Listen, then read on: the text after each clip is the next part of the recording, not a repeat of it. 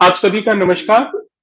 महाराष्ट्र राज्य हिंदी साहित्य अकादमी के 75 साल 75 व्याख्यान की इस श्रृंखला की तीसरी कड़ी में आप सभी का मैं मनीष मिश्र यहाँ पे स्वागत करता हूँ। जैसा कि हम लोगों ने तय किया था कि आज हमारे साथ इस तीसरे व्याख्यान के लिए बनारस हिंदू यूनिवर्सिटी में प्रोफेसर के पद पर कार्यरत कवि, आलोचक और शिक्षक मेरे अग्रज आदरणीय आशीष त्रिपाठी जी हमारे बीच रहेंगे। सर, आपका यहाँ पे बहुत बहुत स्वागत है। मैं आशीष भाई का परिचय दूं।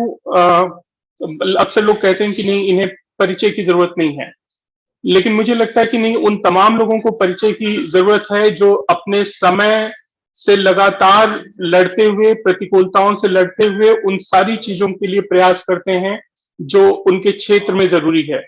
लिखने पढ़ने में वो सारे नवाचार, वो सारे नए प्रयोग, वो सारी संवेदनाएं जिनको समेट कर आगे बढ़ने की जरूरत होती है, लगातार अपने लेखों के माध्यम से, कविताओं के माध्यम से, अपने यूट्यूब चैनल के माध्यम से आशीष भाई हम लोगों को दिखते रहते हैं, हम लोगों को एक प्रेरणा देते हैं और एक चोट भी करते हैं कि हम लोगों को किस तरह से, किस दिशा में आगे बढ़ना है।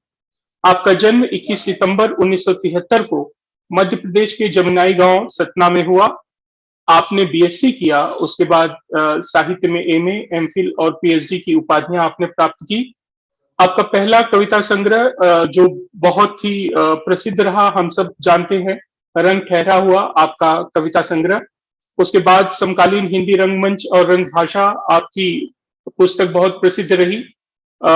इसके बाद नामोर सिंह जी के तमाम वैचारिक लेखों को कई पुस्तकों के रूप में उनका संपादन, लगभग 75 से ज्यादा आलोचनात्मक शोध निबंध आपने लिखे, 125 से ज्यादा कविताएं देश विदेश की सभी प्रतिष्ठित साहित्य पत्रिकाओं में हम लोग लगातार पढ़ते रहते हैं। स्पंदन सम्मान, लक्ष्मण प्रसाद मंडलोई स्मृति सम्मान, ये सारी चीजें जो हैं भाई आशीष त्रिपाठी के हिस्से में है। और आज जो विषय हमने इस व्याख्यान को के लिए चुना है, जहां पर जिस विषय के आसपास पूरा व्याख्यान केंद्रित रहेगा, वो है भारतीय लोकतंत्र और हिंदी कविता।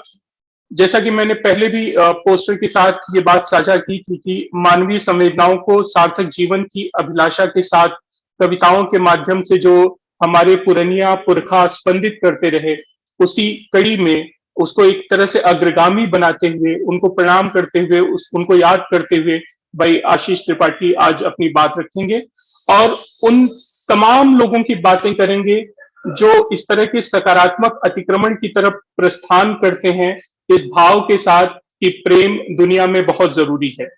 तमाम गहरी और गंभीर शिकायतों के बावजूद उनके चेहरे पे एक परिपूर्ण मुस्कान रहती है और जो अपने लेखन के साथ आस्था का केंद्र बिंदु लगातार बने रहते हैं, जिनको हम साहित्य में कालजयी कहते हैं।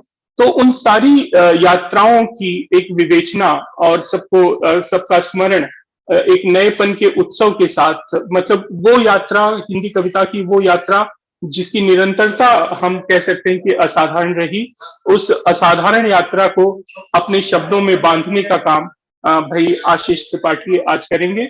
मैं बड़े आदर और सम्मान के साथ अपने भाई को आमंत्रित करता हूं कि वे आए और अपना व्याख्यान भी दें और हम जैसे छोटे भाइयों को इस व्याख्यान के माध्यम से अपना आशीर्वाद भी दें। भाई आशीष त्रिपाठी। मनीष भाई, बहुत बहुत शुक्रिया आपका।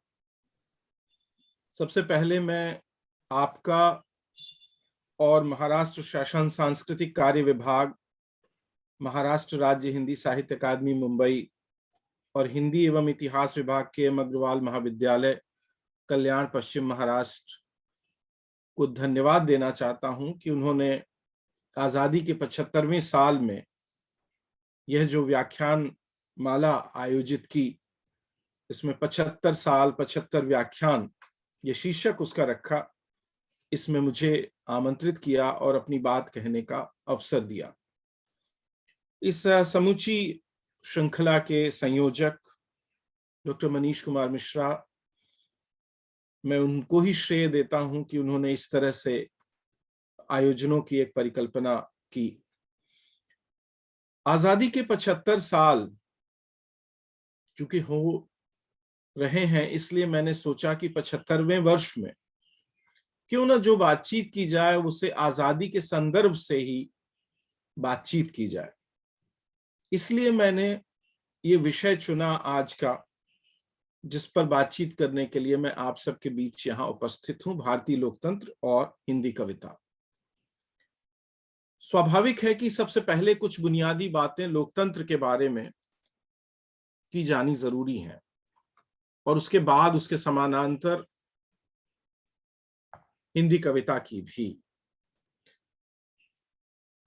इससे पहले कि मैं बातें शुरू करूं, सबसे पहले मैं मनीष भाई का इसलिए भी धन्यवाद देना चाहता हूं कि उन्होंने बहुत प्यार के साथ और बहुत हार्दिक भावनाओं के साथ मेरे बारे में कुछ बातें कही। हम जिस संसार में रहते हैं, जिस समाज में रहते हैं, जिस युग में हम जी रहे हैं, वहां किसी भी तरह की सच्ची और अच्छी भावनाओं की, सद्भावों की, ऐसा लगता है कि जैसे धीरे धीरे कमी होती जा रही है। मैं आज जब यहाँ आपसे बातें करने के लिए बैठा हूं तो मैं भूलता नहीं हूं कि यूक्रेन में रूस का हमला हुआ है और यूक्रेनी जनता रूस के हमले से त्रस्त है और तरह तरह के ऐसे संकट उसके सामने आ पड़े हैं जिसकी शायद उसने कभी निकटतम अतीत में कल्पना नहीं की होगी।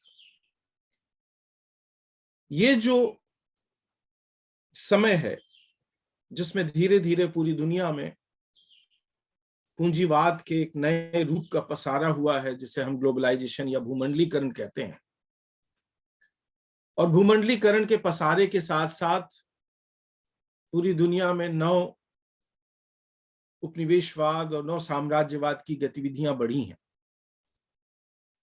उसके साथ पुनरुत्थानवाद की भावना ने भी नया रूप लिया है और धार्मिक, नस्लीय और राष्ट्रीय किस्म का या राष्ट्रवादी पुनरुत्थानवाद पूरी दुनिया में पिछले 30 वर्षों में ताकतवर हुआ है। तो ग्लोबलाइजेशन के जमाने के पूंजीवाद ने एक तरफ नव साम्राज्यवाद, नव उपनिवेशवाद की प्रक्रिया को बढ़ावा दिया है, तो दूसरी तरफ नव पुनरुत्थानवाद भी बढ़ा है, बल्कि दोनों के बीच एक खास तरह का गठजोड़ दिखाई देता है। रूस के राष्ट्रपति पुतिन महोदय ने पिछले 3-4 दिनों में जो वक्तव्य दिए हैं, उसमें उनकी भाषा जिस तरीके की है, उस भाषा से, उनकी बातों से भी इस बात की एक तरह से सहमति होती है कि दुनिया में एक नए ढंग का साम्राज्यवाद सर उठा रहा है और वे तमाम मुल्क, कहने के लिए रूस और अमेरिका, यूरोप के देश, नाटो के देश अलग अलग खानों में हैं, लेकिन ऐसा लगता है पिछले 2 दिनों में कि जैसे वो एक ही तरफ है। तो ये जो साम्राज्यवाद है, नया साम्राज्यवाद, और उसके साथ ये जो नया पुनरुत्थानवाद है, पुतिन महोदय की बातों से एक खास किस्म के राष्ट्रवादी पुनरुत्थानवाद की अनुगूंज दिखाई पड़ती है। तो लगता है कि जैसे अमेरिका और तमाम दूसरे बड़े मुल्क, पूंजीवादी मुल्क, ग्लोबलाइजेशन का समर्थन करने वाले मुल्क, ग्लोबलाइजेशन को संचालित करने वाले मुल्क इस प्रक्रिया को पूरी दुनिया में आगे बढ़ा रहे हैं। मैं सबसे पहले इस बात को याद करना चाहता हूं आज इस मौके पर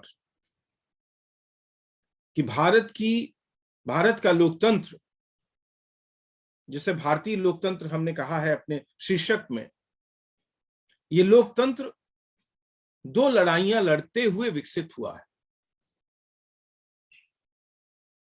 15 अगस्त 1947 को जब भारत राजनीतिक तौर पर आजाद हुआ, उपनिवेशवाद से हमें मुक्ति मिली, तो उसके पूर्व के 90 साल, यानी 1857 से 1947 के 90 साल, दो अहम प्रक्रियाओं के 90 साल थे। एक तरफ भारत में नवजागरण की प्रक्रियाएं चल रही थीं, तो दूसरी तरफ स्वतंत्रता संग्राम चल रहा था। हमने अपना लोकतंत्र, हमने अपनी लोकतांत्रिकता नवजागरण और स्वतंत्रता संग्राम के सम्मिलित प्रभावों से प्राप्त की है। इसलिए लोकतंत्र की बात करते हुए स्वतंत्रता आंदोलन और नवजागरण को याद कर लेना बहुत जरूरी है, क्योंकि भारत में राजनैतिक लोकतंत्र भले ही 26 जनवरी 1950 को आया हो, जब हमने भारत का संविधान अपनाया, लेकिन लोकतांत्रिकता का संघर्ष समाज के भीतर उससे पहले से ही, खासतौर पर इन 90 सालों में शुरू हो गया था। यदि आप इसे और पीछे ले जाना चाहें तो आप 1757 तक इसे ले जा सकते हैं। 1757 से 1947 के इन 190 वर्षों का इतिहास ये बताता है कि भारतीय समाज कैसे जनतांत्रिकता के लिए संघर्ष कर रहा था। सबसे ज्यादा संघर्ष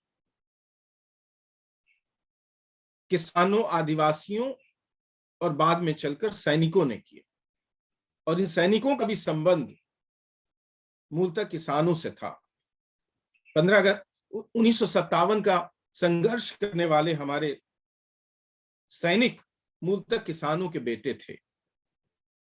इसलिए 1757 से 1857-58 के ये 100 साल मूलतः जिन संघर्षों के लिए याद किए जाते हैं, याद किए जाएंगे, ये संघर्ष किसानों और आदिवासियों के संघर्ष हैं, जिनकी प्रायः अनदेखी की जाती है। और 1857 के बाद, बार बार मेरी जबान से 15 अगस्त 1947 आ रहा है, 1857 के बाद किसानों और आदिवासियों के इन संघर्षों में जुड़ा वो नया वर्ग जो भारत में विकसित हो रहा था, मध्य वर्ग, शिक्षित मध्य वर्ग।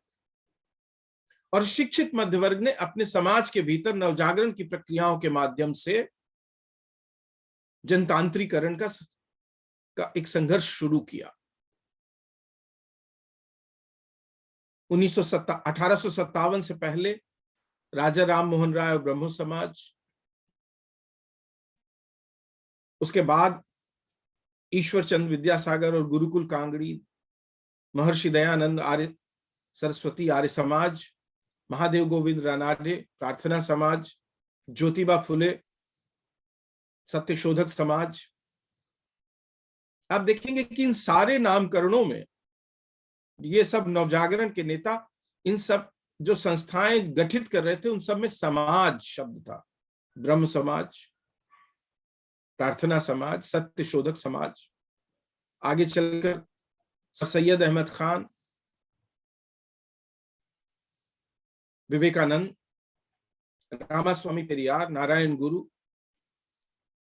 गोपाल कृष्ण गोखले, बाल गंगाधर तिलक, मोहनदास करमचंद गांधी, मोतीलाल नेहरू, विपिन चंद्र पॉल, विधान चंद्र राय, ये तमाम नवजागरण के नेता, हिंदी क्षेत्र में अच्युतानंद और भारतीय परिप्रेक्ष्य में बाबा साहब डॉक्टर भीमराव अंबेडकर, भगत सिंह और अशफाक उल्लाह खां, ये सारे के सारे लोग, ये सारा का सारा जो संघर्ष है, जो नवजागरण के नेताओं के माध्यम से, नवजागरण की संस्थाओं के माध्यम से और क्रमशः फिर स्वतंत्रता आंदोलन का नेतृत्व करने वाली संस्थाओं के माध्यम से शुरू हुआ। आप देखेंगे कि स्वतंत्रता आंदोलन की प्रायः सभी प्रमुख संस्थाएं सिर्फ औपनिवेशिक तौर पर उपनिवेशवाद से आजादी नहीं चाहती थी, बल्कि वो समाज में सुधार के वे सब काम भी आगे बढ़ा रही थी जो मूलतः नवजागरण के काम। इस सिलसिले में आप खासतौर पर 20वीं शताब्दी के शुरुआती दिनों में, यानी 1900 से 1930 के बीच के स्वतंत्रता आंदोलन, स्वतंत्रता संग्राम के नेतृत्वकारियों और कर्मचारियों के कारनामों का, उनके कामों का को आप देख सकते हैं। तो ये जो नया शिक्षित मध्यवर्ग उदित हो रहा था, इस शिक्षित मध्य वर्ग ने समाज के भीतर जनतांत्रिकता का संघर्ष शुरू किया। नवजागरण का संघर्ष मूलतः जनतांत्रिकता का संघर्ष है। इसलिए ये संघर्ष समाज के उन तमाम वंचित और मूक वर्गों को एक तरह से मुख्य धारा में समोने की कोशिश करता है, चाहे वो स्त्रियां हों, चाहे वो अछूत हों, चाहे वो आदिवासी हों, चाहे वो पिछड़े हुए लोग हों। और जनतांत्रिकता का ये संघर्ष सामंतवाद, धर्म सत्तावाद और पितृ सत्तावाद के उस गठजोड़ के खिलाफ चलता है, जिसने भारतीय समाज में एक खास तरह की सामाजिक संरचना को प्रोत्साहित कर रखा था और समाज के बहुत सारे समुदायों को उनके मानवीय अधिकारों से वंचित कर रखा। आप एक और खास तरह की जनतांत्रिकता का उभार देखते हैं स्वतंत्रता आंदोलन के जमाने में, और वो है राष्ट्र के भीतर विभिन्न इलाकों के मध्य एक खास किस्म की परिवारी राष्ट्रीयता के विकास में आप जनतांत्रिकता का एक नए किस्म का उभार देखते हैं। हमारी आजादी की लड़ाई अलग अलग इलाकों में अलग अलग रूपों में लड़ी जा रही थी, और ये सब अलग अलग इलाके आजादी की लड़ाई में सहभागी हो रहे थे। सिर्फ हिंदी उर्दू क्षेत्र ही आजादी की लड़ाई का नेतृत्व तो नहीं कर रहा था, बल्कि पंजाब में, सिंध में, कश्मीर में, गुजरात में, महाराष्ट्र में, राजस्थान में, बंगाल में, असम में, उड़ीसा में, आंध्र प्रदेश में, तमिलनाडु में, कर्नाटक में और केरल में, इन तमाम इलाकों में भी स्वतंत्रता आंदोलन जोर पकड़ रहा था। और स्वतंत्रता आंदोलन के जोर पकड़ने के साथ इन अलग अलग किस्म के समाजों के मध्य एक तरह का समन्वय निर्मित हो रहा था। तमिल, तेलुगु, कन्नड़, मलयालम, मराठी, गुजराती, राजस्थानी, कश्मीरी, पंजाबी, सिंधी, असमी, बांग्ला, उड़िया, ये तमाम भिन्न भिन्न भाषा भाषी समुदाय एक साथ आ रहे थे, और एक साथ आने की प्रक्रिया में एक खास तरह का कि एक राष्ट्रीयता निर्मित हो रही थी, जिसे मैं परिवारी राष्ट्रीयता कह रहा हूं। और जिस परिवारी राष्ट्रीयता का प्रतिबिंबन अंततः भारतीय संविधान में हुआ जब हमने संघ अपनाया, संघीय पद्धति अपनाई। ये संघीय पद्धति मूलतः भारत के भीतर विभिन्न भाषा भाषी धार्मिक समुदायों के मध्य एक वास्तविक रिप्रेजेंटेशन, एक वास्तविक प्रातिनिधित्व और सहभागिता को प्रोत्साहित करती थी। इसलिए ये जो संघीयता है, जो हमने 26 जनवरी 1950 को अपनाए गए संविधान में जिसकी घोषणा की, इस संघीय ढांचे का विकास भी एक खास तरह की जनतांत्रिकता के संघर्ष के माध्यम से 15 अगस्त 1947 के पहले विशेष रूप से स्वतंत्रता आंदोलन के समय में हो रहा था। यह ध्यान देना भी बहुत जरूरी है कि भले ही हमने 26 जनवरी 1950 को लोकतंत्र को राजनीतिक तौर पर अपनाया हो, यानी हमने राजनीतिक लोकतंत्र अपनाया हो, लेकिन लोकतंत्र के कुछ शुरुआती प्रयोग आजादी की लड़ाई के दरमियान औपनिवेशिक युग में ही शुरू हो गए थे।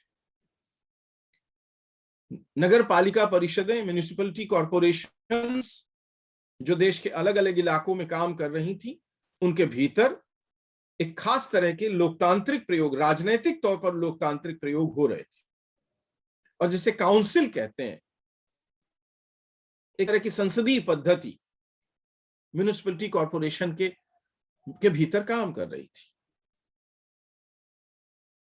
उसके बाद में अलग अलग इलाकों के विधान परिषदों का गठन होता है 30 और 40 के दशक में, और फिर ये लोकतंत्र के सीमित प्रयोग आजादी की लड़ाई के दरमियान ही शुरू हो जाते। इसीलिए लोकतंत्र का वो ढांचा जो औपनिवेशिक युग में निर्मित हुआ, जिसका विकास हो रहा था और जिसे अंततः थोड़े बहुत सुधार और परिवर्तनों के साथ हमने भारतीय संविधान में अपनाया, उस लोकतंत्र को हमारे लोग भी, भारतीय जनता भी देख पा रही थी आजादी की लड़ाई के दरमियान। इसलिए उसका एक खास तरह का क्रिटिसिज्म भी, उसकी एक खास तरह की आलोचना भी आजादी की लड़ाई के दरमियान विकसित हो रही थी। आप याद करेंगे प्रेमचंद के उपन्यास रंगभूमि को। रंगभूमि का नायक सूरदास अपने जमीन के टुकड़े के लिए जो संघर्ष करता है, उस संघर्ष में जो संस्थाएं उसके सामने है, उसमें बनारस की म्युनिसिपलिटी कॉरपोरेशन भी है, जिसके प्रमुख महाराजा कुंवर महेंद्र प्रताप सिंह है। ये जो म्युनिसिपलिटी कॉरपोरेशन है या काउंसिल है,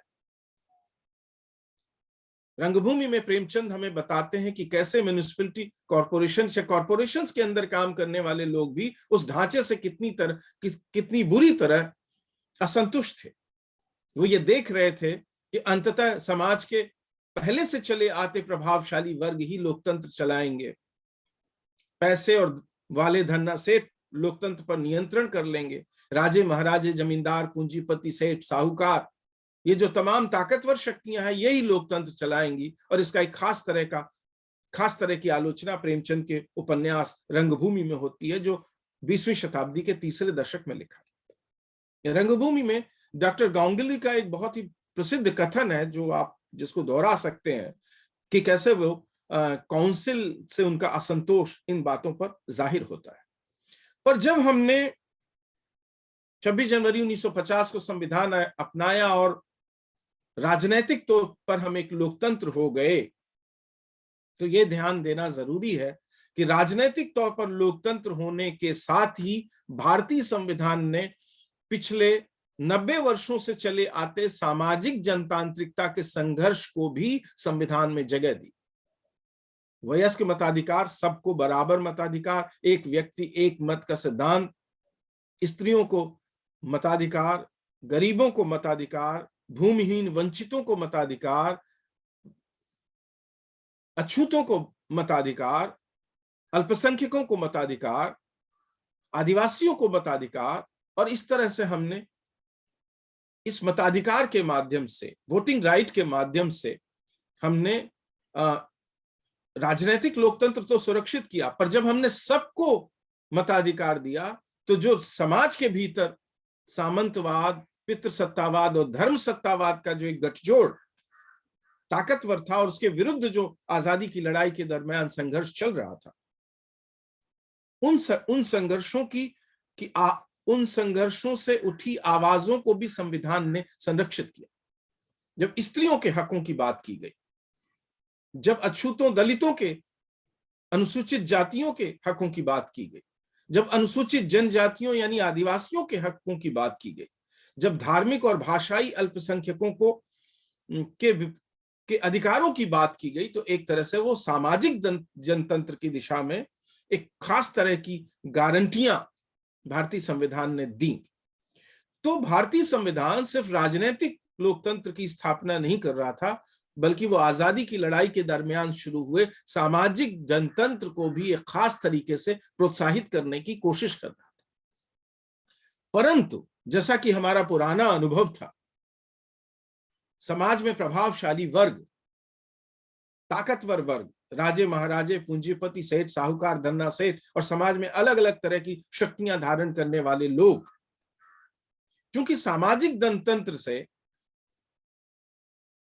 संतुष्ट नहीं थे, वो ये नहीं चाहते थे कि सामाजिक जनतंत्र के विकसित होने से जो उनके विशिष्ट अधिकार हैं, जो सदियों से चले आते पुश्तैनी विशिष्ट अधिकार हैं, वो उनसे छीन लिए जाए। और उनके सामने जो कमजोर तबके थे, जैसे कि परिवार में पुरुषों के सामने स्त्रियां, उच्च वर्णों के सामने अवर्ण या अछूत, ताकतवर किसानों के सामने भूमिहीन मजदूर, इनकी ताकत बढ़े और ये अपनी बात कह सके, इन्हें अधिकार हो, ऐसा वे नहीं चाहते थे। इसलिए उन्होंने भरसक कोशिश की कि भले ही हमने सामाजिक जनतंत्र और राजनीतिक जनतंत्र की गारंटी ली, पर समाज के प्रभावशाली तबकों ने उस जनतांत्रिकता को रोकने की भरसक कोशिश की। और इस पूरी प्रक्रिया में जो टकराहटें आजादी के बाद शुरू हुई, जो समाज पर नियंत्रण करने वाले वर्गों और समाज में अपनी जगह के लिए संघर्ष करने वाले वर्गों के बीच थी। उन टकराहटों की अनुभूजें आप अलग अलग रूपों में आजादी के ठीक 20 साल बाद यानी 1967 तक 1968 तक आप देखते हैं। तो भारतीय लोकतंत्र, राजनीतिक लोकतंत्र स्थापित होने के बाद सामाजिक लोकतंत्र चूंकि अधूरा था, दलितों को संविधान में तो अधिकार थे पर समाज में उन्हें उस तरह से अधिकार प्राप्त नहीं हुए थे। लोकतंत्र यदि सहभागिता और प्रातिनिधिकता के मूलभूत सिद्धांत पर काम करता है तो लोकतंत्र के भीतर सहभागिता का वैसा प्रतिशत नहीं बढ़ रहा था जैसा कि बढ़ना चाहिए था। आबादी के हिसाब से वो प्रतिशत नहीं बढ़ रहा था। इसलिए एक खास तरह की टकराहट लोकतंत्र के भीतर आजादी के 20 सालों के भीतर ही हमें दिखाई देने लगती है, जिसमें आजादी के पहले से समाज में विशेषाधिकार प्राप्त शक्ति संपन्न वर्गों और अपने मूलभूत मानवीय अधिकारों के लिए संघर्ष करने वाले उभरते हुए वर्गों के बीच ये टकराहट आकार ले रही थी। इस टकराहट को हम अनेक रूपों में आजादी के 20 सालों के भीतर देखते हैं, लेकिन जिसकी सबसे प्रभावशाली अभिव्यक्तियां 1967 में देखने को मिलती हैं। 1967 से 1977 के बीच के 10 दशक में एक दशक में देखने को मिलती हैं। नक्सलवाड़ी आंदोलन, 1967 में 9 राज्यों में गैर कांग्रेसी सरकारों का गठन, संपूर्ण क्रांति आंदोलन और संपूर्ण क्रांति आंदोलन के माध्यम से समाज के किसान जातियों या किसान वर्गों का राजनीति में बड़ी मात्रा में दखल, ये वो परिघटनाएं हैं जिसमें आप लोकतंत्र के इस विकास को देख सकते हैं। आप पहली बार देखेंगे 1967 से 1977 के एक दशक के भीतर कि भारतीय लोकतंत्र जो 1947 से 1967 तक एक खास तरीके से उच्च वर्गों के नियंत्रण में, उच्च वर्णों के नियंत्रण में, शक्ति संपन्नों के नियंत्रण में और यहां तक कि शहरी यानी नागर लोगों के नियंत्रण में काम कर रहा था। 1967 से 1977 के दशक में, और इसे आगे बढ़ा लीजिए तो 87 और 97 तक ले जाइए कि कैसे धीरे धीरे उसी लोकतंत्र के भीतर किसानों और ग्रामीण वर्गों का प्रभाव बढ़ा। नक्सलवाड़ी के माध्यम से, 1967 में गैर कांग्रेसी सरकारों के गठन के माध्यम से, 1974 के युवाओं के आंदोलन और 1975 के संपूर्ण क्रांति आंदोलन के माध्यम से गंवई किसानों के और किसान जातियों के, जिन्हें हम बाद में चलकर अन्य पिछड़ा वर्ग कहने लगे हैं राजनीतिक तौर पर, उन वर्गों की सहभागिता लोकतंत्र में बढ़ती है, उनका प्रतिनिधित्व बढ़ता है और उनकी हिस्सेदारी बढ़ती है। हिंदी क्षेत्र में काम करने वाले बहुत सारे अलग अलग राजनीतिक दलों में काम करने वाले, पिछड़े वर्गों से आने वाले, गांव से आने वाले, दलित जातियों से आने वाले किसान और भूमिहीन मजदूरों के परिवारों से आने वाले जो नेता हैं और कार्यकर्ता हैं, वो इसी एक दशक में उभर कर आए। इसलिए लोकतंत्र का एक युग है 1947 से 1967 का युग।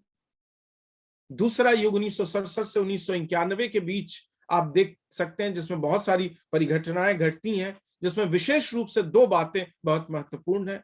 एक तो ये कि भारतीय लोकतंत्र से जो शहरातु, नागर या महानगरीय अभिजन, पढ़े लिखे, शिक्षित, उच्च वर्गीय, उच्च वर्णीय वर्गों का प्रभाव घटता है 1967 से 1991 के बावजूद, और गंवई किसानों, भूमिहीन मजदूरों, पिछड़ों और दलितों और आदिवासियों का प्रतिनिधित्व और सहभागिता बढ़ती है। एक बात। दूसरी बात, इस युग में 1967 से 1991 के युग में एक और घटना घटती है कि जो आजादी की लड़ाई के दरमियान जो अलग अलग राष्ट्र के अलग अलग इलाके, जैसे तमिल, तेलुगु, कन्नड़, मलयालम, मराठी, बांग्ला, असमिया, ये तमाम समुदाय, आप चाहें तो इन्हें उपराष्ट्रवादी सब नेशनलिटीज कहें या मैं उन्हें नेशनलिटीज कहूंगा, अलग अलग राष्ट्रीयताएं उभरती हैं और लोकतंत्र में वो अपने प्रतिनिधित्व के लिए और अपनी सहभागिता के लिए एक नए ढंग का राजनीतिक संघर्ष शुरू करती है। पहली वानगी आपको तमिलनाडु में देखने को मिलती है, जब तमिलनाडु के एक स्थानीय राजनीतिक दल का उभार होता है और फिर तमिलनाडु की राजनीतिक सत्ता पूरी तरह तमिल लोगों का प्रतिनिधित्व करने वाली राजनीतिक शक्तियों के हाथ में चला जाता है और जो तथाकथित राष्ट्रीय नेशनल जो राजनीतिक शक्तियां हैं वो हाशिए पर चली जाती हैं।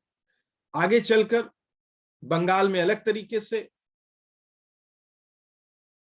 आंध्र प्रदेश में तेलुगु देशम के एनटी रामाराव के उदय से और फिर बाद में चलकर धीरे धीरे यह परिघटना अलग अलग इलाकों में आकार लेती है, जहां वहां का स्थानीय समाज अपने को राष्ट्रीय कहने वाली राजनीतिक शक्तियों की द्वारा दिए जाने वाले प्रतिनिधित्व से संतुष्ट नहीं रहता, बल्कि वो अपना एक प्रतिनिधित्व निर्मित करता है।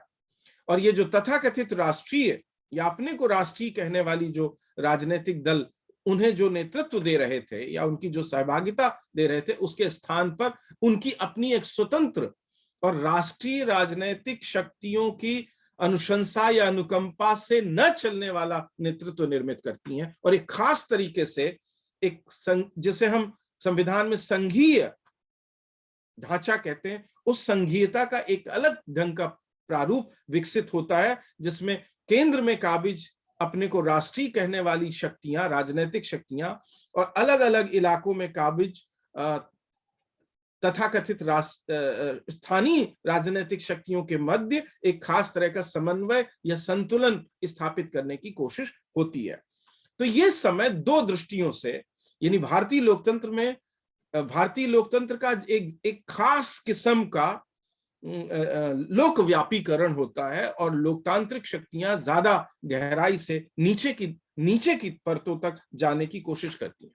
आप देखेंगे कि 1990 के दशक में किसान और गोपालक समाजों से, पिछड़े समाजों से आने वाले किसानों, छोटे किसानों का प्रतिनिधित्व तो इस दौरान हो जाता है, पर दलितों का, अछूतों का प्रतिनिधित्व तब भी कम रहता है और वो प्रक्रिया आगे चलकर आगे बढ़ती है और दलित अपना एक नेतृत्व, राजनैतिक नेतृत्व अलग अलग इलाकों में अलग अलग तरीके से विकसित करते हैं और दलितों का प्रतिनिधित्व करने वाले राजनैतिक दलों का उदय होता है और ये राजनैतिक दल तथाकथित तौर पर अपने को राष्ट्रीय कहने वाली शक्तियों की अनुकंपा पर नहीं है, बल्कि वो उनकी सामुदायिक नेतृत्व से उभरने वाले राजनीतिक नेतृत्व से बनता है। और इसीलिए अनिवार्यता आप देखेंगे कि अनेक बार अपने को राष्ट्रीय कहने वाले राजनीतिक शक्तियों को दलितों के राजनीतिक नेतृत्व से,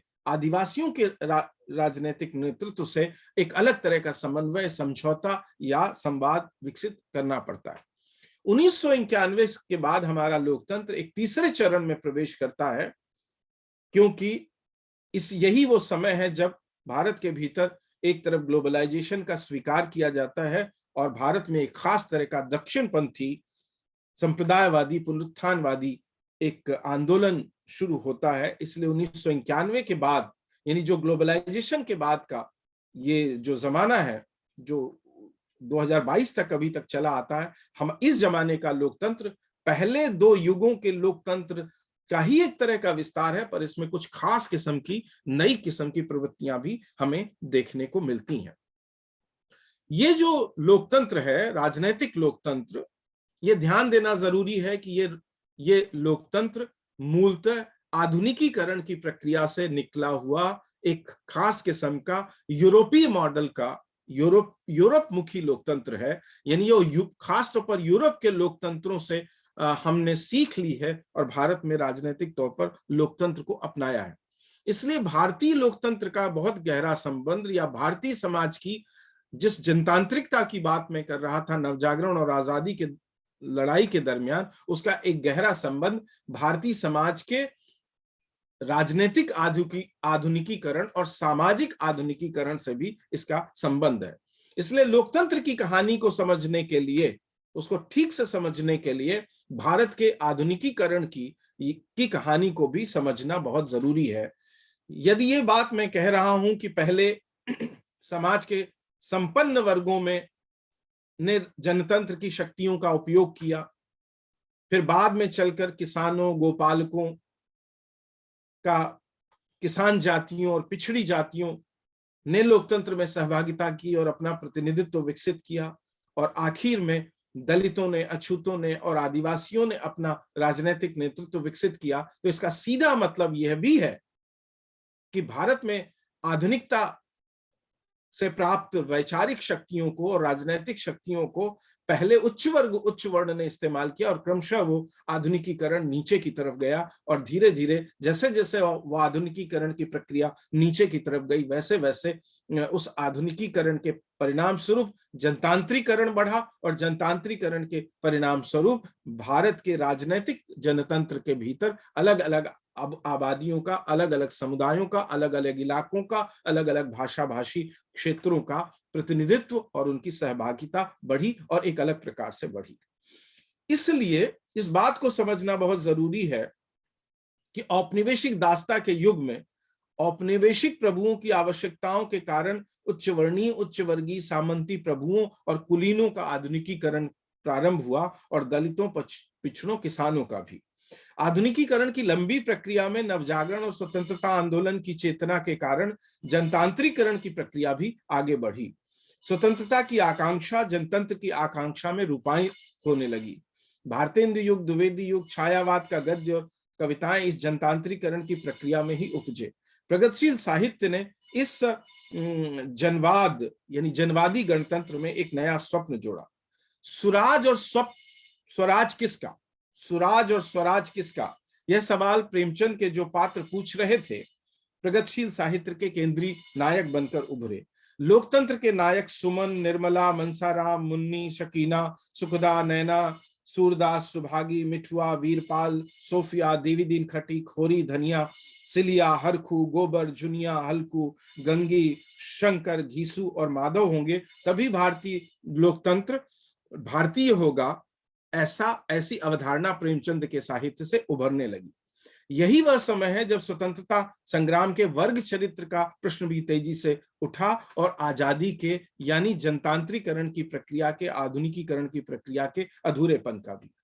कांग्रेस, महात्मा गांधी, जवाहरलाल नेहरू, वल्लभ भाई पटेल और मौलाना आजाद की कांग्रेस स्वतंत्रता आंदोलन का सबसे ताकतवर हिस्सा थी, पर इसका नेतृत्व स्थानीय स्तर पर राय साहब गोदान, अमरकांत कर्मभूमि, विनय सिंह रंगभूमि, जयदेवपुरी झूठा सच और सूद साहब झूठा सच, बलदेव जी मैला आंचल और मास्टर तारा सिंह झूठा सच जैसे लोग कर रहे थे। ऐसे में आदर्श और यथार्थ के बीच एक बड़ी खाई बन रही थी। यह फांक जनता की नजरों से ओझल न थी। निराला, केदारनाथ अग्रवाल, माखनलाल चतुर्वेदी, दिनकर, नागार्जुन, यशपाल, भीष्म साहनी जैसे साहित्यकार जनता की इस शंका को ताकतवर तरीके से उभार रहे थे। यानी जो बात मैं कहना चाहता हूं वो ये कि आजादी के प्रति ये खास तरह का जो एक शंका आजादी के पहले से ही लोगों के मन में बन रही थी, और जिसकी ताकतवर अभिव्यक्तियां फैज अहमद फैज और केदारनाथ अग्रवाल, गिरजा कुमार माथुर और नागार्जुन की कविताओं में दिखाई दे रही थी, वो असल में ये जो प्रश्न थे, ये भारतीय जनता के मन में पहले से ही मौजूद थे। आजादी के प्रति जो एक खास तरह की शंका थी कि सिर्फ सत्ता का हस्तांतरण होगा, जो कि देवीदीन खटीक पूछता है गबन उपन्यास में, या वास्तव में राजनीतिक सत्ता या सामाजिक सत्ता नीचे की तरफ आएगी या साधारण लोगों को मिलेगी। जॉन की जगह जानकी दास आ जाएगा, सिर्फ इतना ही होगा या कुछ और भी वास्तविक परिवर्तन होगा। तो जब आप कहते हैं लोकतंत्र और आजादी, तो उसका मूल उसका जो संघर्ष है वो सबसे निचले तबकों तक सत्ता का और जनतांत्रिकता का पहुंचना है। ये स्वप्न था जो आजादी की लड़ाई के दौरान देखा गया था। तो केदारनाथ अग्रवाल की कविताएं, हमका न मारो नजरिया, लंदन गए लौट आए, बोलो आजादी लाए, नकली मिली कि असली मिली है, या फैज की कविता सुबह आजादी, या नागार्जुन की कविता जन्म दिवस शिशु राष्ट्र का, या गुर्जा कुमार माथुर की कविता आज जीत की राज पहरुए सावधान रहना, ये तमाम कविताएं उन प्रश्नों को, उन संदेहों को व्यक्त कर रही थीं जो उस जमाने तक भारतीय जनता के मन में मौजूद थे। आजादी के बाद के यानी लोकतंत्र के पहले ही एक दशक में हमारे बुद्धिजीवियों और लोगों के मन में एक खास तरह की प्रश्नाकुलता थी, जो आजादी के बाद कायम हुई व्यवस्था में जनता की हिस्सेदारी और जनता जनहितैषी, राज्य के जनहितैषी होने को लेकर थी। यानी राज्य यानी सरकार जनता का कितना हित कर रही है, कैसे हित कर रही है, क्या हित कर रही है, किस प्रक्रिया से हित कर रही है, वो जनता को कितनी सहभागिता दे रही है, ये सहभागिता वास्तविक है या छद्म है, दिखावटी है, ये सारे के सारे सवाल उस जमाने में उठ रहे थे। मैं एक कविता का उदाहरण देना चाहता हूं जो आजादी के बाद की कविता है। केदारनाथ अग्रवाल की एक कविता है, आग लगे इस रामराज में। तो ये जो रामराज का फिनोमिनन है, रामराज का जो स्वप्न है, जो आजादी की लड़ाई के दौरान देखा जा रहा था और जिसके बाद आजादी के बाद कहा गया, लोकतंत्र स्थापित होने के बाद कहा गया कि ये रामराज्य कायम हो रहा है।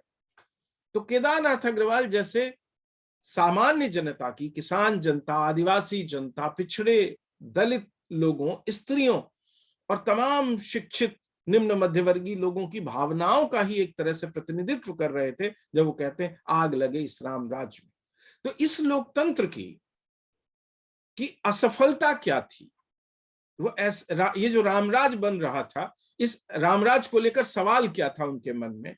तो अगली दो पंक्तियों से आपको ये बात साफ नजर आती है। ढोलक मढ़ती है अमीर की, चमड़ी बजती है गरीब की, खून बहा है रामराज में।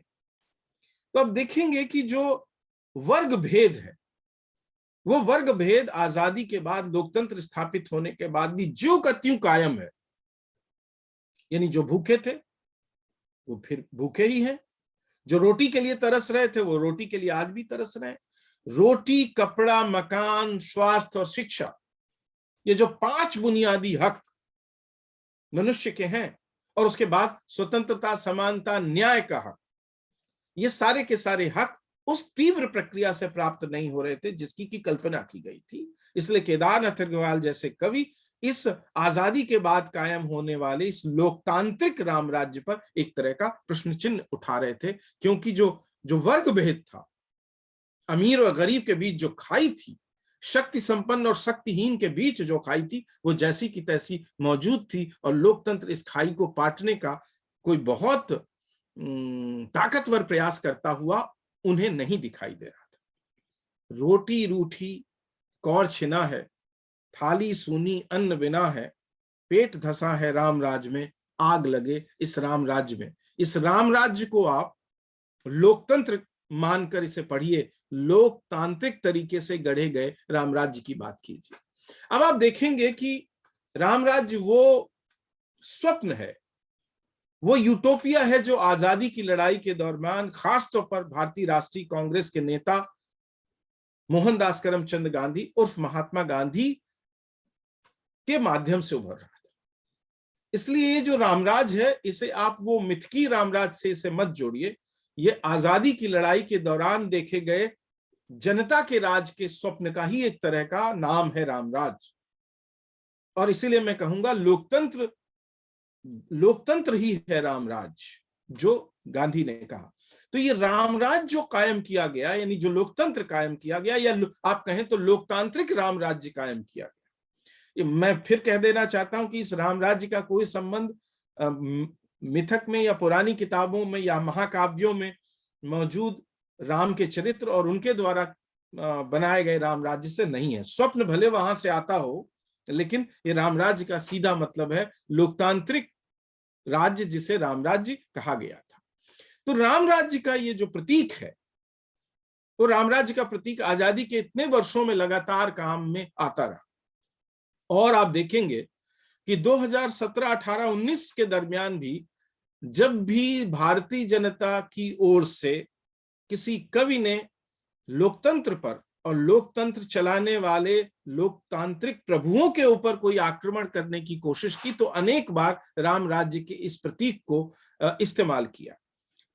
हमारे समय के युवा कवि हैं जगदीश सौरभ, और उनकी ये कविता जो मैं आपको पढ़ने जा रहा हूं, ये बिल्कुल अभी की कविता है, यानी पिछले 5-6 वर्षों के दरमियान लिखी गई ये कविता है। तो आप इससे ये भी देखेंगे कि रामराज यदि आजादी के प्राप्त करने के 1 दशक बाद भी रामराज को लेकर शंका थी, तो अब जो वो रामराज को लेकर शंका है, यानी कि लोकतांत्रिक रामराज को लेकर, वो किस तरह से और घनीभूत और किस तरह से खास तरीके से बढ़ गई है। ये जो 1991 के बाद स्थापित हुआ रामराज्य, यानी ग्लोबलाइजेशन के जमाने में, सांप्रदायिक पुनरुत्थानवाद के जमाने में, कट्टरतावाद और फांसीवाद के जमाने का जो रामराज्य है, उसको लेकर भी कवि एक अलग तरह से सवाल उठाता है। तो अब देखिए जगदीश सौरभ क्या कहते हैं। कुछ मत बोलो, रामराज है। मुंह मत खोलो, रामराज है। आरएसएस की समरसता में जहर न घोलो, रामराज है। अब ये जो है, केदारनाथ अग्रवाल ने आजादी के बाद के पहले दशक में यह शिकायत नहीं की थी कि जनता को बोलने का अधिकार नहीं है, अभिव्यक्ति का अधिकार नहीं है, वो अपनी भावनाएं या अपने विचार व्यक्त नहीं कर सकती। वो सिर्फ अमीरी गरीबी के पारंपरिक अंतर को ही पाट नहीं पा रहा है लोकतंत्र, ये उनकी शिकायत थी। अमीर और अधिक अमीर हुए जाते हैं, गरीब और अधिक गरीब हुआ जाता है। परंतु जगदीश सौरभ की जो शिकायत है लोकतांत्रिक रामराज से, वो ये है कि रोटी कपड़ी की तो बात मत छोड़िए, अभिव्यक्ति की स्वतंत्रता पर भी अब बंदिश है। कुछ मत बोलो, रामराज है। मुंह मत खोलो, रामराज है। कोई बात कहोगे, लोकतंत्र में होने वाले अन्यायों का सवाल उठाओगे। मैं फिर कह देना चाहता हूं कि यह 1991 के बाद का लोकतंत्र है या लोकतांत्रिक रामराज्य है। रेप हुआ है, हो जाने दो। पुलिस प्रशासन, सो जाने दो। 70 साल से सहते आए, ये भी सह लो, रामराज है। तो कोई भी जनता के खिलाफ कोई कार्रवाई होती है तो कुछ उस पर आवाज मत उठाओ, उसकी आलोचना मत करो। आजादी के बाद जो लोकतंत्र कायम हुआ था, उसमें संविधान ने और लोकतंत्र ने जनता को एक हक दिया था, और वो हक था आलोचना का हक। इधर 1991 के बाद जो रामराज्य कायम हुआ है, यानी भूमंडलीकरण के जमाने के पूंजीवाद और सांप्रदायिक फांसीवाद के जमाने का जो लोकतांत्रिक रामराज्य है, उस रामराज्य में जनता को आलोचना का अधिकार भी नहीं दिया जा रहा है, या पहले से जो आलोचना का अधिकार दिया गया था, उस अधिकार को भी छीना जा रहा है। बोलोगे, मारे जाओगे। आप देखेंगे कि वे तमाम लोग जो लोकतांत्रिक शक्तियों की, लोकतंत्र पर नियंत्रण करने वाले या नेतृत्व करने वाले लोगों की आलोचना करते हैं, तो उस आलोचना को राष्ट्र की आलोचना कहकर प्रचारित किया जाता है, और यह कहा जाता है कि तुम सबको देश निकाला दे दिया जाएगा, तुम चले जाओ जहां जाना चाहते हो। और इस प्रक्रिया में पड़ोसी मुल्कों का नाम लिया जाता है, पाकिस्तान का नाम लिया जाता है, लोगों को जेलों में डाल दिया जाता है, और अनेक साल बीत जाते हैं जेलों में व्यक्त उन लोगों को जिन्होंने सरकार की या लोकतंत्र चलाने वाले लोगों की आलोचना की थी। उनके ऊपर उनके अपराध भी बताए नहीं जाते, यानी जिसे कहते हैं कि जो शुरुआती काम है, अपराध कायम किए बगैर उन्हें जेलों में रखा जाता है। सारा मुल्क अजायब घर है, दिल सूखा, आंखें बंजर है, नफरत की खेती उर्वर है। ये जो नया रामराज्य है, जगदीश सौरभ ये कहते हैं, हमारे समय के बहुत सारे कवि ये कहते हैं कि ये ऐसा रामराज्य है जो बुनियादी अधिकारों की तो बात ही छोड़ दीजिए, रोटी, कपड़ा, मकान, स्वास्थ्य और शिक्षा की बात छोड़ दीजिए, जो बुनियादी हक है, स्वतंत्रता, समानता, न्याय का हक, लोकतंत्र का हक, यानी आलोचना करने का हक, वो भी छीना जा रहा है। और लोगों को फूट डालो और राज करो की नीति एक बार फिर से जो औपनिवेशिक प्रभु करते थे, वो चलाई जा रही है, और नफरत की खेती बढ़ाई जा रही है। नफरत की खेती उर्वर है। तो राम राज्य का ये जो मिथक है, माने लोकतंत्र की एक खास तरह की आलोचना केदारनाथ अग्रवाल, नागार्जुन ने की। ये कहना बहुत जरूरी है कि ये दो प्रमुख कवि हैं आजादी के तुरंत बाद के, जिन्होंने लोकतंत्र चलाने वाली राजनीतिक शक्तियों की, संस्थाओं की, पार्टियों की और नेताओं की कठोर आलोचना। अकेले यदि आप नागार्जुन की कविता को उठाकर देख लेते हैं, तो नागार्जुन की कविता में प्राय सभी बड़े राजनीतिक दलों और प्रमुख राजनीतिक दलों के प्रमुख राजनीतिक नेताओं पर अत्यंत जबरदस्त आक्रमण किए गए हैं, उन पर व्यंग किया गया है और वो जनता को प्राप्त आलोचना के अधिकार का जबरदस्त इस्तेमाल अकेले नागार्जुन ने किया। इसलिए जवाहरलाल नेहरू, श्रीमती इंदिरा गांधी, मोरारजी देसाई, चौधरी चरण सिंह से लेकर और नीचे तक आप देखेंगे कि नागार्जुन, आप उनकी आलोचना से सहमत हो ना हो, आप उसे उचित माने न माने, लेकिन ये आलोचना बहुत धारदार तरीके से उन्होंने की और इस तरह से उन्होंने लोकतांत्रिक प्रक्रियाओं की, लोकतांत्रिक संगठनों की, लोकतांत्रिक राजनीतिक शक्तियों की, लोकतांत्रिक नेतृत्व करने वाले लोगों की उन्होंने जबरदस्त आलोचना की। खास तौर पर मैं इस पूरी प्रक्रिया में नागार्जुन का नाम लेना चाहता हूं। नागार्जुन और केदारनाथ अग्रवाल ने मिलकर, इन दोनों कवियों को यदि हम पढ़ें आजादी के 30 साल यानी 1947 से 1977 के बीच में, इन दोनों कवियों को ही सिर्फ उदाहरण के तौर पर पढ़ें तो जो स्पष्ट चिंताएं लोकतंत्र को लेकर ये देखते हैं, जैसे नागार्जुन की कविताओं को याद कर लीजिए। तुमने कहा था आओ रानी हम ढोएंगे पालकी, तीनों बंदर बापू के, किसकी है जनवरी किसका अगस्त है। अब देखिए ये सब कविताएं कितनी कठोर आलोचना करती हैं लोकतंत्र की। किसकी है जनवरी किसका अगस्त है, कौन यहां सुखी है कौन यहां मस्त है। सेठ की है जनवरी सेठ का अगस्त है, सेठ यहां सुखी है सेठ यहां मस्त है। ये केदारनाथ, ये नागार्जुन कह रहे हैं। अब देखेंगे कि इन कवियों के समानांतर हैं मुक्तिबोध जैसे कवि। नागार्जुन, केदारनाथ अग्रवाल ने लोकतंत्र को लेकर जो चिंताएं व्यक्त की, जो आलोचना की, उन चिंताओं को और उस आलोचना को उन्होंने अलग तरीके से व्यक्त किया और उसे एक रूपक की शक्ल में ढाला। इसलिए आजादी के पहले 20 सालों में जो लोकतंत्र की आलोचना की गई, उस प्रक्रिया में मुक्तिबोध की 2 कविताओं का विशेष रूप से मैं उल्लेख करना चाहता हूं। एक कविता है भूल गलती। भूल गलती एक तरह का महारूपक है। भूल गलती कविता के भीतर जो जो जो जो जो प्रक्रिया दिखाई देती है, जो घटनाक्रम दिखाई देता है, वो सामंती है, मध्यकालीन दिखाई देता है। एक राजा है, उसका दरबार है, मेहराबें हैं, कैदी है, राजा का समर्थन करने वाले बुद्धिजीवी हैं, सिपह सालार हैं, सैनिक हैं। ये तमाम चीजें उसके उस रूपक के अंदर दिखाई देती है। पर यह रूपक मूलतः लोकतंत्र का रूपक है। ये किस बात से पता चलता है? उसके कविता के पहले ही वाक्य से, भूल गलती आज बैठी है जरा बख्तर बहनकर तख्त पर दिल के। यदि ये पुराना राजतंत्र होता, मध्यकालीन राजतंत्र होता, तो वो भूल गलती नहीं है, क्योंकि वहां राजा के जो अधिकार है वो पुश्तैनी है, जन्मजात है। पर मुक्तिबोध कहते हैं ये हमारी भूल से पैदा हुआ है, हमारी गलती से पैदा हुआ है और ये हमारे दिल पे बैठा हुआ है। भूल गलती आज बैठी है जरा बख्तर पहनकर तख्त पर दिल के। ये वो लोग हैं जो हमारे दिल में प्रवेश करते हैं और हमारे दिल से फिर सत्ता तक पहुंचते हैं। इसलिए पहले ही वाक्य में यह स्पष्ट हो जाता है कि ये जो रूपक है वो लोकतंत्र का रूपक है। इस रूपक में 2 चीजें साफ दिखाई पड़ती हैं भूल गलती कविता में। एक तरफ राजा है और उनका समर्थक बुद्धिजीवी वर्ग है, सैनिक वर्ग है, नागरिकों का वर्ग। मुक्तिबोध कहते हैं इब्न सिन्ना, अल गजाली, अल बरूनी, आलिम फाजिल, सिपह सालार सब खामोश। जो अन्याय हो रहा है राज दरबार में जनता के साथ, उस अन्याय पर ये सब के सब बुद्धिजीवी खामोश है।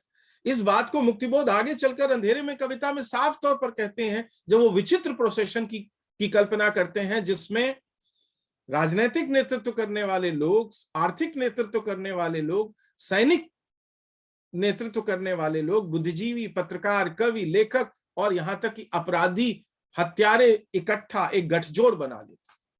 जनता को उसकी उसी हालत में रखने के लिए राजनैतिक वर्ग आर्थिक प्रभुओं के साथ, बौद्धिक प्रभुओं के साथ, अपराधियों और हत्यारों के साथ और सेना के साथ मिलकर एक जन विरोधी गठजोड़ बना लेते हैं, बना रहे हैं, बना लिया है। ये चिंता मुक्तिबोध की अंधेरे में कविता में दिखाई देती है और ये चिंता भी लोकतंत्र के भीतर है।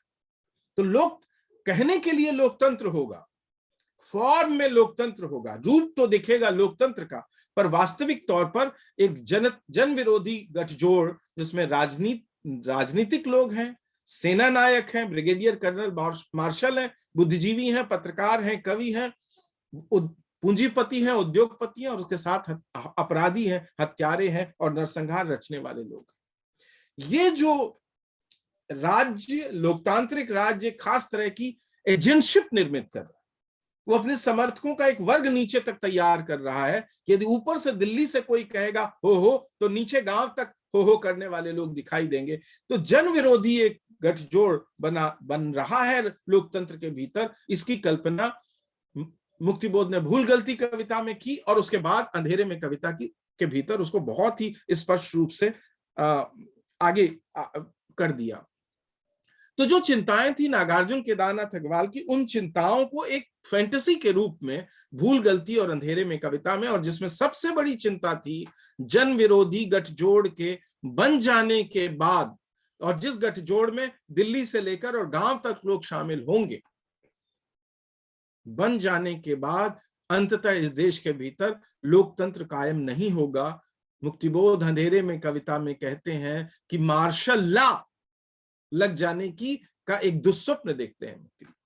तो लोकतंत्र के भीतर एक खास तरह की फांसीवादी शक्तियों के ताकतवर हो जाने की का एक दुस्वप्न देखते हैं मुक्तिबोध। और ये दुस्वप्न, आप यदि इस दुस्वप्न को मिलाएं नागार्जुन वगैरह से, आप आगे आने वाले कवियों रघुवीर सहार से मिलाएं, तो ये दुस्वप्न ऐसा लगता है कि सिर्फ मुक्तिबोध ने शुरुआत में देखा इसे, लेकिन बाकी लोग भी, कवि भी इस दुस्वप्न को अलग तरीके से फील कर रहे थे।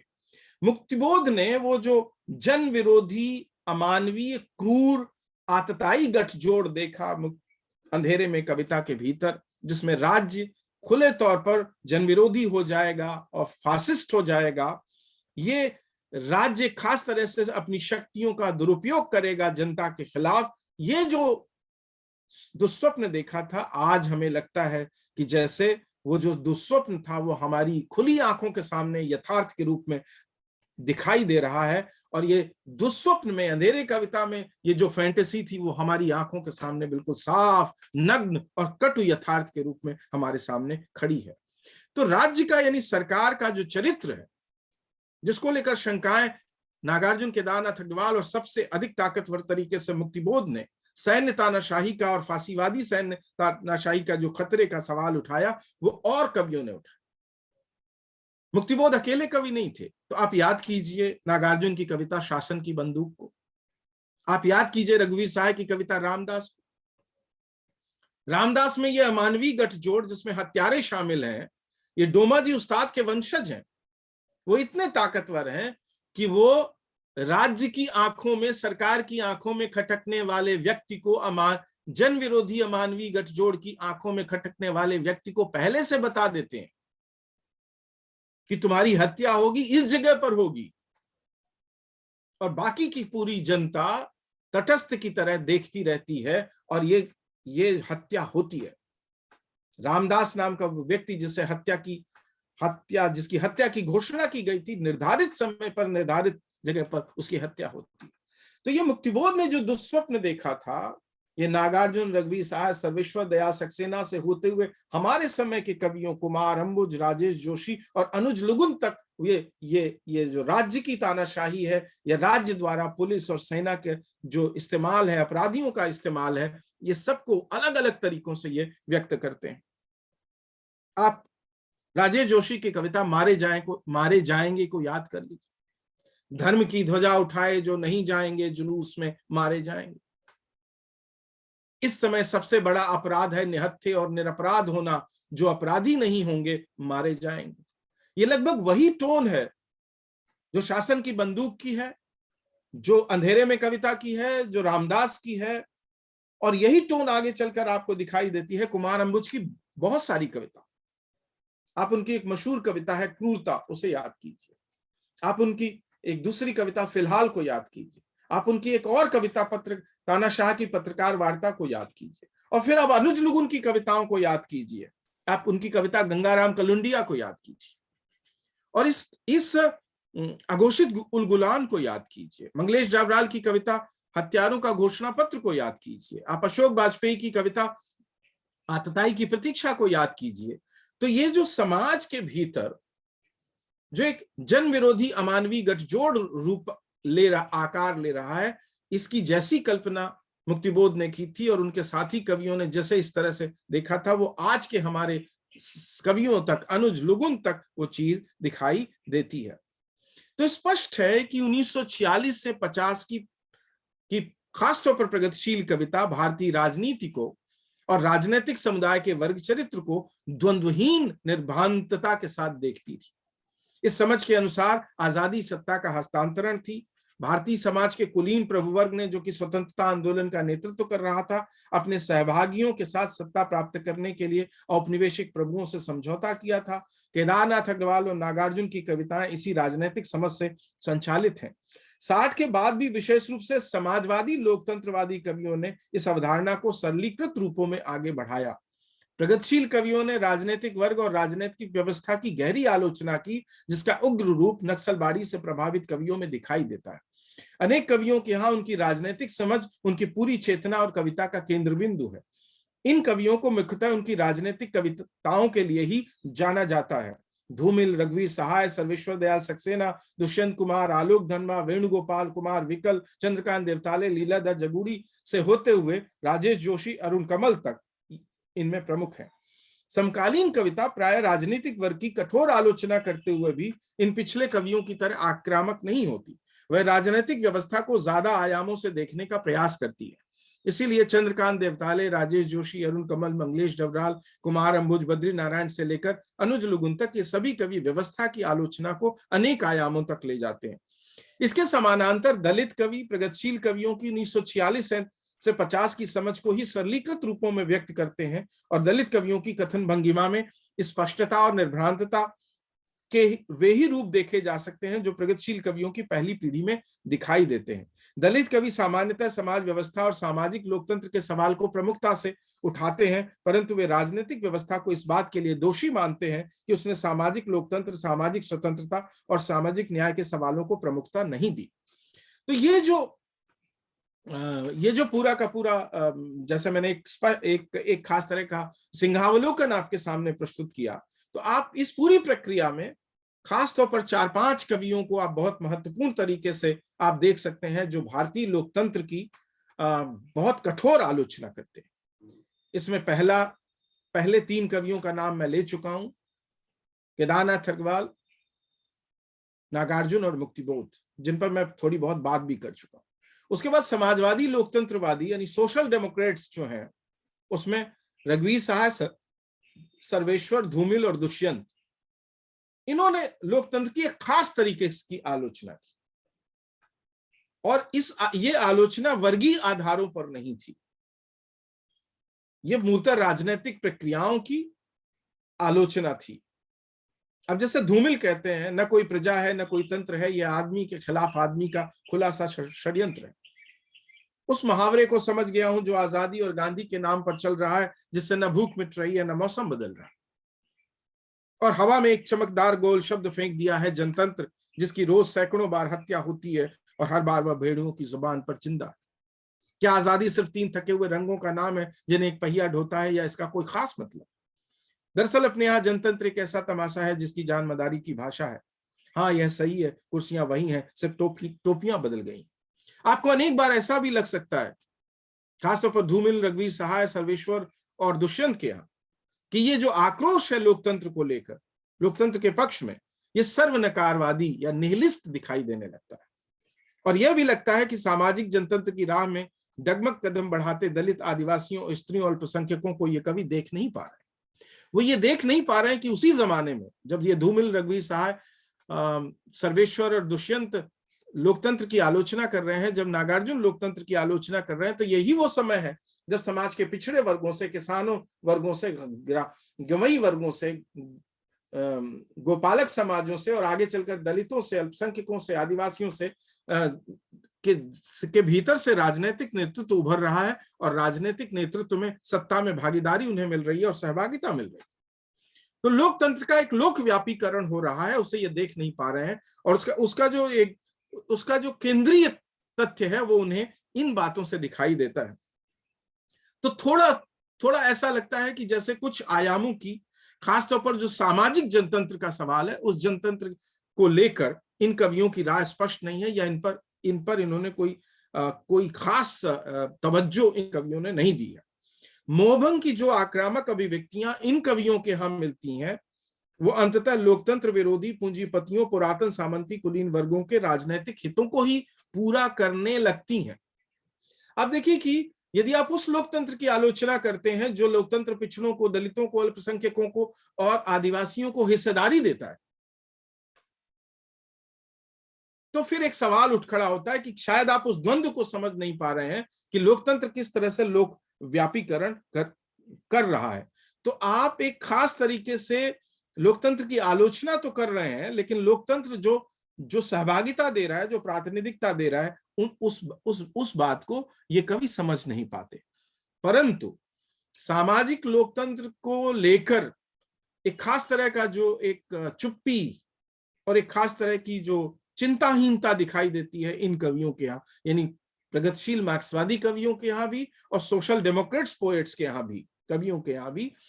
तो दलित कवि इस मामले में बहुत महत्वपूर्ण है कि एक तरफ वो नागार्जुन, केदारनाथ अग्रवाल और मुक्तिबोध की तरह, रघुवीर सहाय और धूमिल की तरह लोकतंत्र के राजनीतिक वर्ग की कठोर आलोचना करते हैं, परंतु उसके साथ साथ वो सामाजिक जनतंत्र के सवाल को भी प्रमुखता से उठाते हैं। इसलिए चूंकि समय बहुत हो गया है, ये सवाल बहुत लंबा है और बहुत सारी बातें, बहुत सारे आयामों पर बातें की जा सकती थी, जैसे जो सवाल मैंने शुरू में उठाए कि ग्लोबलाइजेशन के बाद लोकतंत्र हुआ, उस पर थोड़ा विस्तार से बात हो सकती थी, या कि 1967 से 1987 के मध्य जो खास तरह का लोकतंत्र आकार ले रहा है वो क्या है और किस तरह से कविता में उसका प्रतिनिधित्व हो रहा है, उसकी झाइयां कैसे दिखाई दे रही हैं, उसको लेकर भी एक फोकस बातचीत हो सकती थी, होनी चाहिए कभी कभी उस पर। लेकिन मैंने एक छोटे व्याख्यान के भीतर ही एक खासतौर पर 19वीं शताब्दी के आखिरी समय से लेकर पूरी 20वीं शताब्दी और उसके भीतर सामाजिक जनतंत्र और के विकास को और राजनीतिक जनतंत्र के भीतर एक खास तरीके से उस एक शक्ति संपन्न वर्ग के केंद्रीय या प्रभावशाली हो जाने से जो एक खास तरह की विकृति लोकतंत्र के भीतर पैदा हो रही थी, उसको लेकर जो कवियों की चिंता थी, उस पर मैंने खुद को फोकस किया। और राज्य का चरित्र जैसे, सरकार का चरित्र जैसे, नेशन स्टेट का चरित्र जैसे लोकतंत्र होने के बावजूद जनविरोधी होता चला गया और एक जनविरोधी गठजोड़ लोकतंत्र के भीतर ही काम करता रहा, उसको लेकर जो कवियों की चिंता, खासतौर पर मुक्तिबोध की चिंता है, उसको लेकर मैंने अपनी बात की, अपने को फोकस रखा। तो बहुत बहुत धन्यवाद आप सभी का, और विशेष रूप से मेरे भाई डॉक्टर मनीष कुमार मिश्रा जी का, जिन्होंने मुझे आज ये बातें कहने के लिए आमंत्रित किया और मुझे एक तरह से उस आलोचना में शामिल होने का मौका दिया जो जनता की ओर से हिंदी कविता सदैव करती रही है। ये बात कह देना बहुत जरूरी है कि लोकतंत्र में कोई विपक्ष हो ना हो, संसद में कोई विपक्ष हो ना हो, विधानसभाओं में कोई विपक्ष हो ना हो, सड़कों में कोई विपक्ष हो ना हो, लेकिन हिंदी कविता, और मैं उम्मीद करता हूं कि हिंदी कविता के सगोती भाई समधर्मा होने के कारण भारतीय कविता भी निरंतर विपक्ष की भूमिका निभाती रही है। हिंदी कविता ने उस दौर में भी जब विपक्षहीन लोकतंत्र था, यानी विपक्ष की आवाज बहुत कमजोर थी, तब भी विपक्ष जनता के सवालों को उठाया, और जब आज विपक्षहीन भारत की कल्पना की जा रही है तब भी वो जनता की ओर से, विपक्ष का मतलब है राज्य का, यानी सरकार चलाने वाले लोगों का विपक्ष, जनता के पक्ष से बोलने वाली एक शक्ति हिंदी कविता हमेशा रही है। मैं उम्मीद करता हूं कि जब लोकतंत्र के भीतर सभी तरह की राजनीतिक शक्तियां एक अमानवीय गठजोड़ कायम कर लेंगी और एकमत हो जाएंगी और जनता को किनारे छोड़ देंगी, शायद ऐसा होगा नहीं, कभी हो ना ऐसा, कभी हम ये उम्मीद करेंगे, पर यदि कभी ऐसा हो भी जाए कि सब एक मत हो जाए, तब भी जनता की ओर से कवि बोलते रहेंगे और वह विपक्ष की आवाज बने रहेंगे। हम गर्व कर सकते हैं हिंदी भाषा पर, हिंदी कविता पर, कि इस कविता के भीतर नागार्जुन और मुक्तिबोध जैसे, रघुवीर सहाय और धूमिल जैसे, दुष्यंत और सर्वेश्वर दयाल सक्सेना जैसे, राजेश जोशी और कुमार अंबुज जैसे, अरुण कमल और अनु जैसे कवि मौजूद हैं, जिन्होंने निरंतर, जयप्रकाश लीलवान जैसे दलित कवि मौजूद हैं, जिन्होंने निरंतर जनता की ओर से, सरकार की, लोकतांत्रिक शक्तियों की, लोकतंत्र का नेतृत्व करने वाले लोगों की, और यहां तक कि समाज का नेतृत्व करने वाले वर्गों की कठोर आलोचना से कभी भी खुद को नरम नहीं किया है। आप सबका पुनः पुनः धन्यवाद।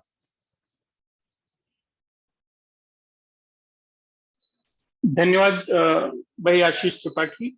और जैसा कि मैंने शुरू में ही कहा था कि ये एक सकारात्मक अतिक्रमण की पूरी यात्रा रहेगी, तो समय हो रहा था, लेकिन मैं खुद ही नहीं चाह रहा था कि मैं आशीष भाई को कहीं से इस तरह का कोई इशारा करूं, लेकिन मैं ये कह सकता हूं कि ये व्याख्यान और ये विषय, इसके लिए शायद आपसे बेहतर मेरे पास और कोई विकल्प था ही नहीं।